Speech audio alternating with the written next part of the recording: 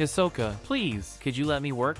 Okay, context. I'm the kind of person who reads comments about everything. Not only about my channel, but about everything I watch or read. When I watched Gon vs Pitou fight, I read a comment. Basically, the person thinks the anime sucks because Gon is suddenly too strong and good guys don't die. It said that Gon's power is a baboon. When I read that comment, I was like, I get there are people who dislike Gon. I don't know, due to his haircut, his hot green shorts, whatever. That can be debatable. But you say his power was a baboon? What? Look, for me, Gon's power-up was the best in shonen history. And I mean it. What's up guys? I'm Mr. Botaku and today we're going to talk about the power-up of Gon's rage. Okay, before we begin let me put some context first. Hunter x Hunter is a manga I read a few months ago. I watched a lot of shonen before HXH. Although I love it, there are many times when authors don't know how to balance their protagonist's power with the villain on duty, like Naruto, for example when he gets the power of Jesus. Like in Dragon Ball Super where Goku is basically a celestial god. Also, like Bleach where Ichigo is at another level. He is baboon with dyed hair. Here's where I'm going with this. I'm watching the Chimera Ant arc and I see Pitou is infinitely superior to Gon.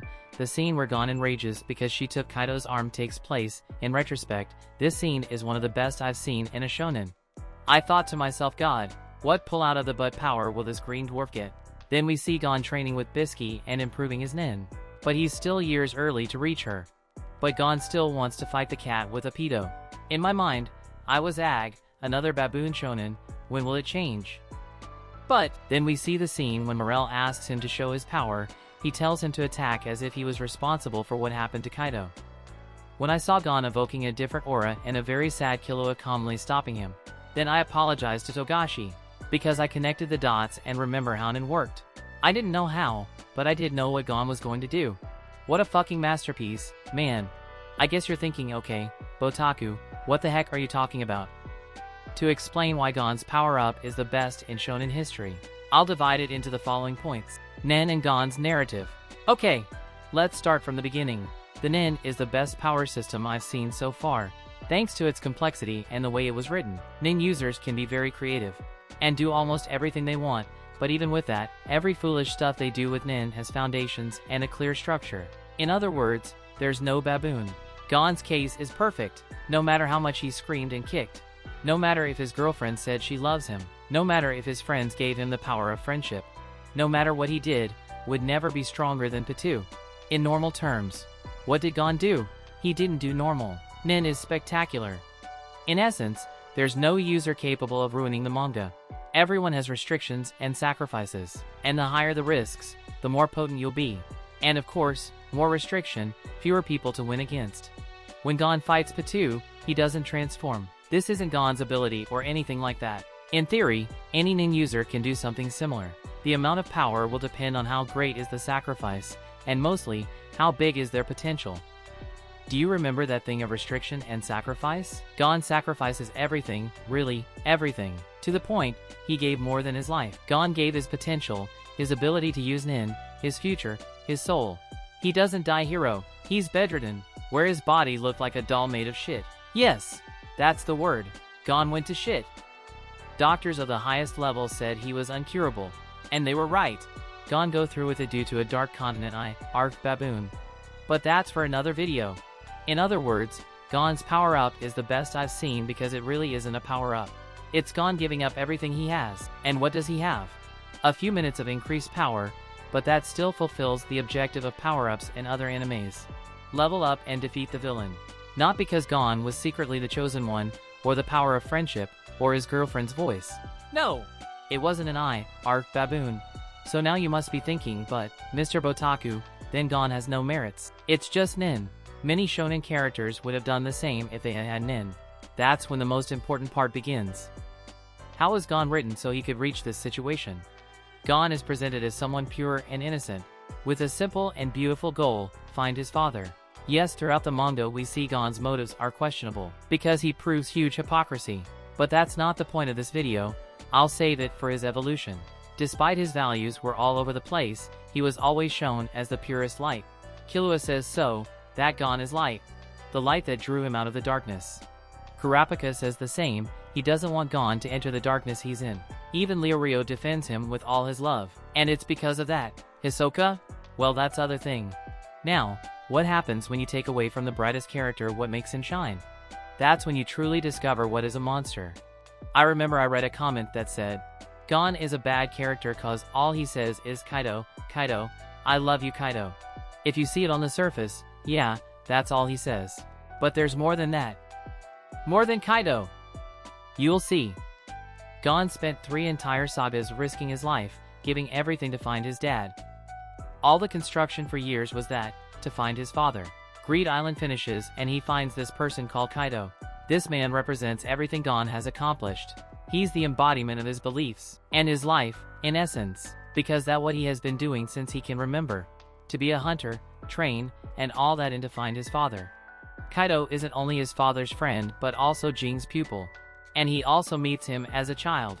This person, apart from Mito, is the closest thing to a family for him. Or a father figure. They enter the ant territory and that monster tears his arm. Gon gets angry and Killua stops him. The key is that when Gon woke up, he wasn't furious. He hasn't lost his light. He even cheers Killua up. But later he encounters Kaido, or rather, his body. He sees he's been tortured and transformed into something that's no longer human. Here, after the world proved him wrong, his anger is born and his light begins to extinguish. Gon's rage has a construction, from low to high, it isn't sudden. After seeing Kaido's body, Gon breaks morally, psychologically, and physically.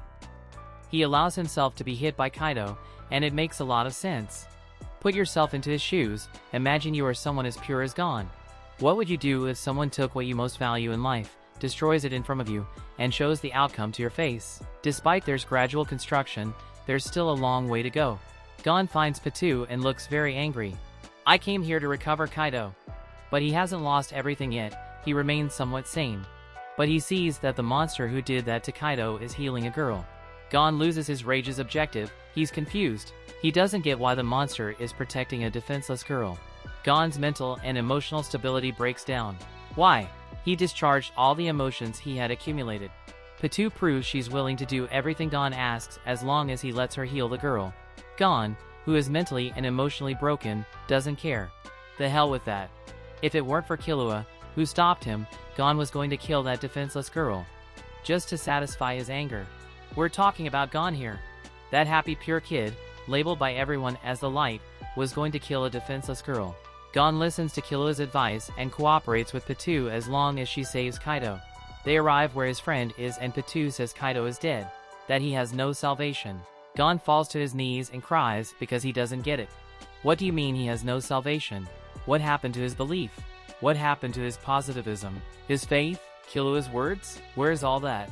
Incredibly, Patu uses her technique and Gon is happy for a second. He thinks good.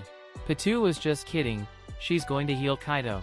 But Patu heals herself and says she will kill him. Crying on the ground get his reason back and realize Patu lied. Liar, that's when Gon loses his last light and gives everything up to drain his feelings. He doesn't care about anything except killing the monster who took everything from him. I don't care, if this is the end, it would have been easier to make Gon angry when Kaido lost his arm and that's it. But look how his anger it's constructed. His anger had layer and layers built thought 3 arcs of the manga, which were destroyed one by one in different events. Witness how Kaido lost his arm and then having hope. Seeing his hope shattered after seeing Kaido's state, that's when his anger is created, then seeing how his anger has no objective when Patu protects Komugi, making Gon lose his mental and emotional stability, which was briefly recovered by Killua. Seeing how the little stability he had left is shattered when he realizes Patu lied. His light was slowly disappearing, becoming darkness. And that, dude, that's how you write a protagonist. A true masterpiece of shonen. In essence, Gon was quite a generic protagonist, I won't say otherwise. It's the typical good-intentioned boy who stands by his principles and never gives up. What did Togashi do to add complexity? He made the world change him. Thanks to the world around him, Gon gains this development and changes from light to absolute darkness, built through a spectacular script. You want an example of a character losing his way? This is how it's done. Togashi. Why? Due to everything I said in this video, to me, Gon's power-up is the best I've seen in shonen history. Worthy of a manga like Hunter x Hunter. Do not leave yet. If you like this video, please subscribe. And if you want, give me a thumbs up. That helps me, a lot. And, nothing more, I'm leaving. Thank you very much for your support. Really, thank you so much. See ya. Until next time. Bye.